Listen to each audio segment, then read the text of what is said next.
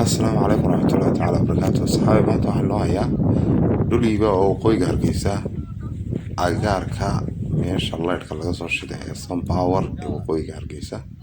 Waa dhul aad iyo aad u jaban. Baloodhkii waxaa la siinayaa 2500 2000 intaba waa la siinayaa. Waa dhul nadiif ah. Saxaaga wada arkaysan. insha allahu tacaala haddii ilaahay idmo waa dhul nadiif ah, dhul bilaamuurana, dhulku waa dhul aan wax kala qorshihiisu aad u wanaagsan yahay. inta doonta laga iibinaya blog baa laga iibinaya, blood baa laga iibinaya, alla inta jecesha laga iibinaya haddii ilaahay idmo والله الحديد أنا إن شاء الله وإذا نصح حديد تنتهي كل مرة بعد ريف وإذا إن شاء الله